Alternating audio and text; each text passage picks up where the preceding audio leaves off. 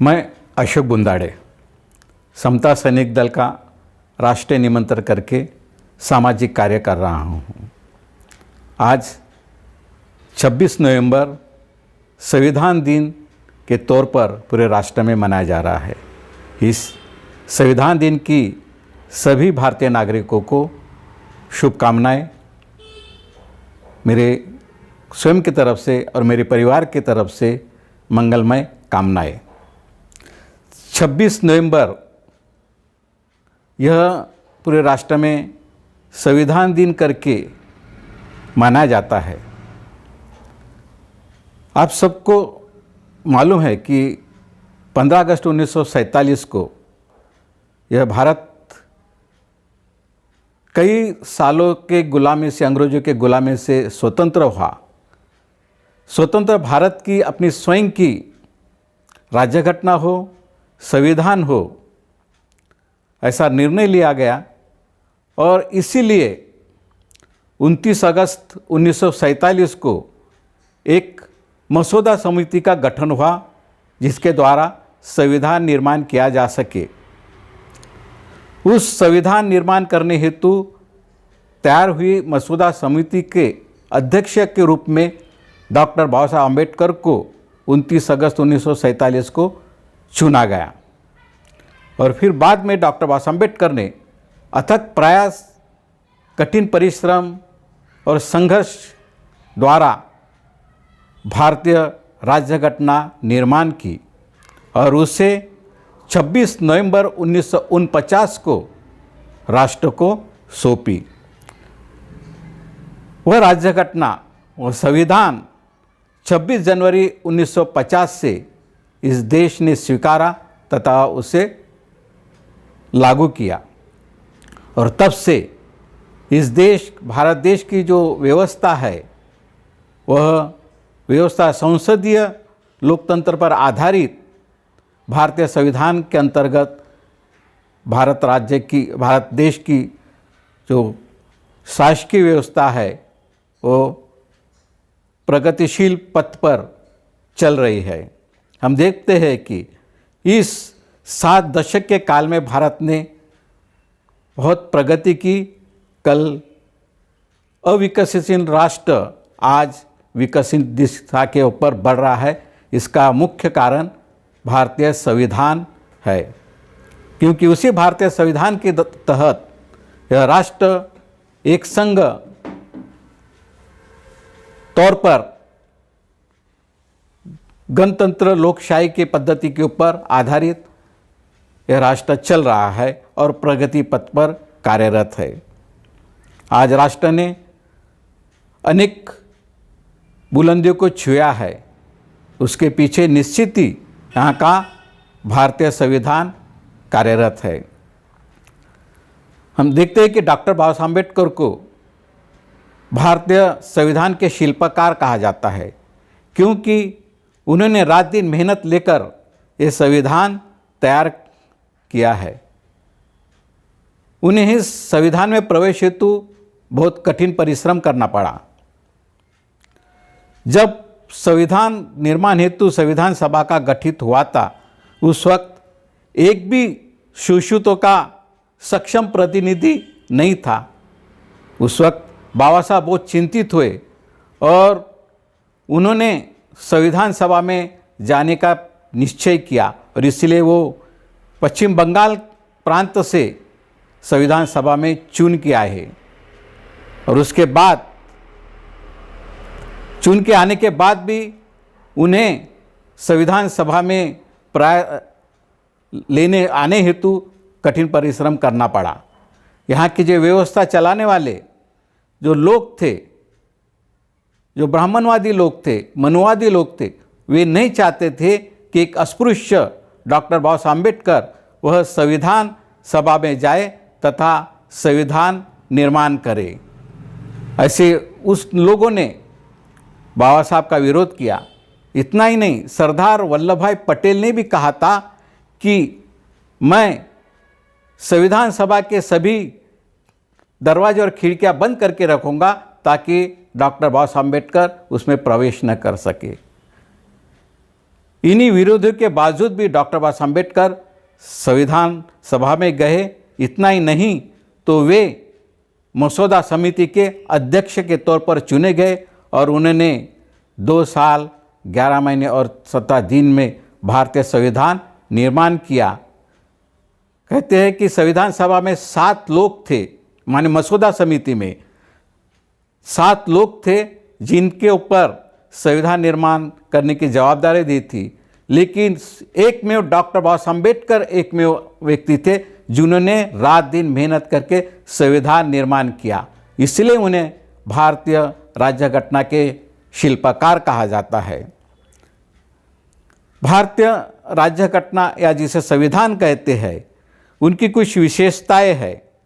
जैसी उस भारतीय संविधान में समानता का अधिकार है, साथ ही अभिव्यक्ति की स्वतंत्रता है, शोषण के विरुद्ध अधिकार है, धर्म स्वतंत्रता का अधिकार है, शैक्षणिक अधिकार है, संवैधानिक उपयोग का अधिकार है, उसमें नीति निदेशक तत्व है और मूलभूत कर्तव्य भी है। इन्हीं सभी अधिकारों के साथ यह भारतीय संविधान परिपूर्ण है। हम देखते हैं कि जितने भी राष्ट्रों के जो संविधान हैं, उन सभी संविधानों से भारत का संविधान सबसे बड़ा है और लिखित स्वरूप में व्यापक संविधान करके उसे जाना जाता है। संविधान की जो विशेषता है, उसमें अधिकारों के साथ वयस्क मताधिकार है, संकटकालीन प्रावधान है, कल्याणकारी राज्य की अपेक्षा है, उसमें राष्ट्रभाषा के बारे में भी कि भारत की एक राष्ट्रभाषा हो, उसी प्रकार विश्व शांति का भी संदेश है। और इतना ही नहीं कि भारत के जो अल्पसंख्यक है और जो पिछड़ा वर्ग है, उसके कल्याण के हेतु भी बहुत सारे प्रावधान उसमें दिए गए हैं। जैसी अनुसूचित जाति और जनजातियों के लिए आरक्षण का प्रावधान है, उसमें एकल नागरिकता है, समान न्याय प्रणाली है तथा स्वतंत्र न्यायपालिका का भी उसमें उद्देश्य है। नीति निदेशक तत्व है, मौलिक अधिकारों के साथ कर्तव्य भी दिए हैं। इतना ही नहीं कि एक धर्मनिरपेक्ष राज्य की कल्पना भी वहाँ पे दी गई है। हम देखते हैं कि समता, स्वातंत्र्य, बंधुत्व और न्याय, यूँ धर्मनिरपेक्ष मूल्यों पर आधारित भारतीय संविधान ने हर नागरिक के लिए उनके सम्मान से जीने के लिए रोटी, कपड़ा, मकान, शिक्षा, स्वास्थ्य जैसे मूलभूत अधिकार दिए हैं, जिसके द्वारा यहाँ का हर नागरिक स्वाभिमान से जी रहा है। इसके पहले हम देखते हैं कि जो भारतीय व्यवस्था जो हजारों साल से विषमता पर आधारित थी, जो वर्ण व्यवस्था से ग्रस्त थी, जहाँ पे जाति व्यवस्था थी और धर्म के नाम पर धर्मांधता के ऊपर शोषण अत्याचार होते थे, वहाँ सभी शोषण अत्याचार के खिलाफ लड़ने का प्रावधान संविधान ने हर नागरिक को दिया है। इतना ही नहीं, जो यहाँ पे इस राष्ट्र में जो सबसे बुरी तरह अस्पृश्यता का जो बीमारी थी, अस्पृश्यता से ग्रस्त यह भारत देश था, जहाँ पे एक व्यक्ति दूसरे व्यक्ति को स्पर्श करने का अधिकार नहीं था। ऐसे विषम परिस्थिति में, ऐसे अन्यायग्रस्त परिस्थिति में उस अस्पृश्यता के निवारण इस संविधान द्वारा किया गया है। इस संविधान द्वारा यहाँ का जो दलित, शोषित, सर्वहारा वर्ग था, जो विषमता के अंतर्गत गुलामी में जी रहा था वर्ण व्यवस्था के मूल्यों पर, यहाँ का जो हर शूद्र जिसे कहा जाता है वर्ण व्यवस्था के अंतर्गत, वह शूद्र या जो दलित, वह सभी दलित वर्ग, अस्पृश्य वर्ग यहाँ पे संविधान द्वारा वह अस्पृश्यता से मुक्त हुआ है और स्वतंत्रता की संविधान के तहत सांस ले रहा है।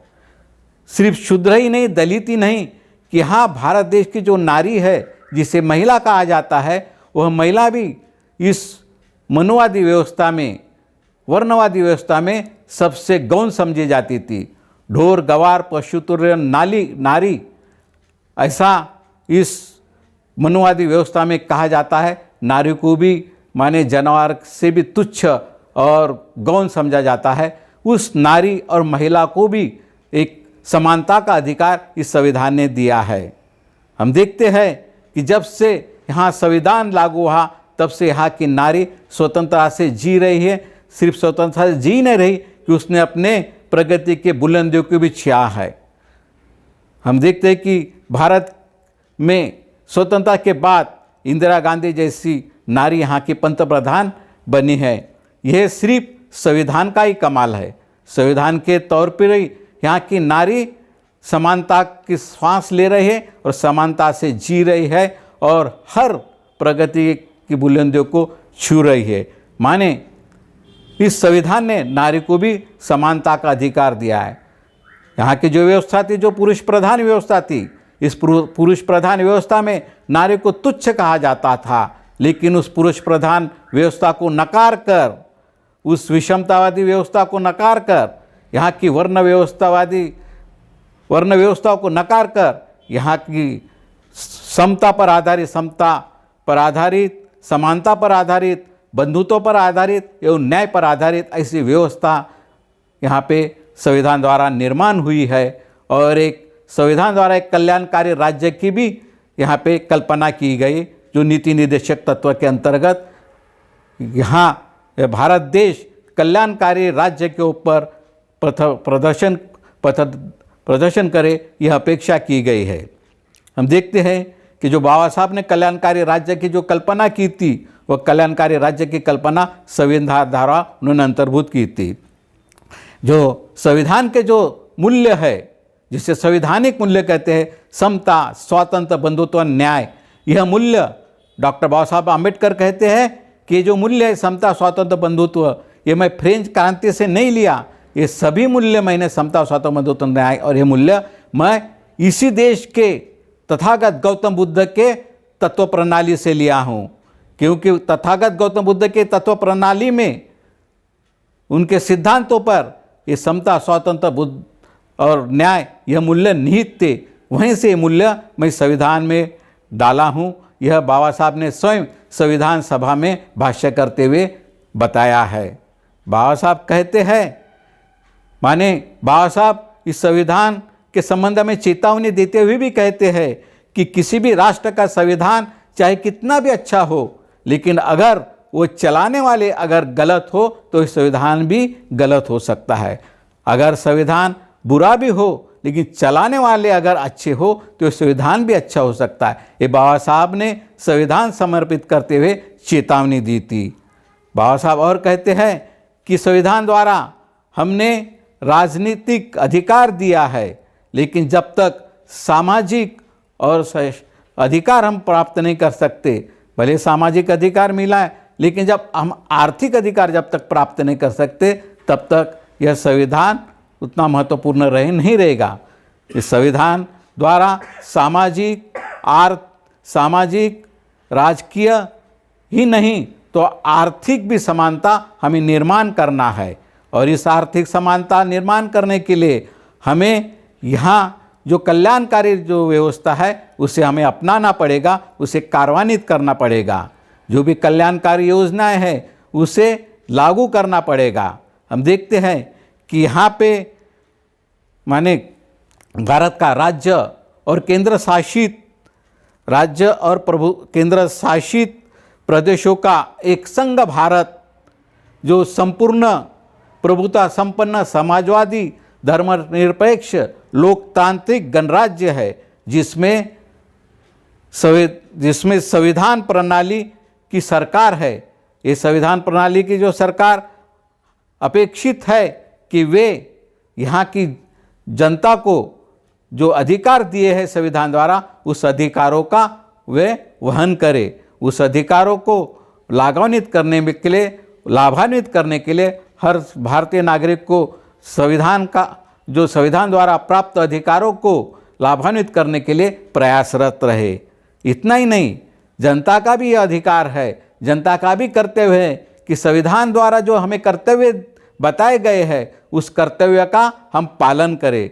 सबसे बड़ा कर्तव्य संविधान द्वारा जो महत्वपूर्ण कर्तव्य है वो हमें संविधान की सुरक्षा करना है, संविधान का संरक्षण करना है। आज देखते हैं कि व्यवस्था, आज की जो वर्तमान व्यवस्था है, उस वर्तमान व्यवस्था द्वारा जो संविधान के मूल्य है उन संवैधानिक मूल्यों को माने रोंदा जा रहा है, उस संवैधानिक मूल्यों को तोड़ाया जा रहा है, नकारा जा रहा है। ऐसे परिस्थिति में वो संविधान की सुरक्षा करना, उस संविधान का संरक्षण करना, उस संवैधानिक मूल्यों को लागू करने के लिए प्रयत्नशील रहना, ये हर भारतीय नागरिक का कर्तव्य है। आज इस संविधान दिन के उपलक्ष्य में हम सभी नागरिकों का कर्तव्य है कि हम संविधान की रक्षा करें। जो डॉक्टर बाबा साहब अम्बेडकर ने अथक प्रयास से जो हमें संविधान दिया है उस संवैधानिक मूल्यों का संरक्षण करें, उस संविधान पर किसी प्रकार की आँच न आए, यह हमें हमेशा उसके लिए जागरूकता से रहना पड़ेगा। यही संविधान दिन के उपलक्ष्य हमारा कर्तव्य है और इस कर्तव्य के साथ मैं पुनश्च भारतीय इस संविधान दिन की सभी को मैं मंगल कामना देता हूँ, शुभेच्छा देता हूँ और अपने शब्दों को विराम देता हूँ। जय भीम।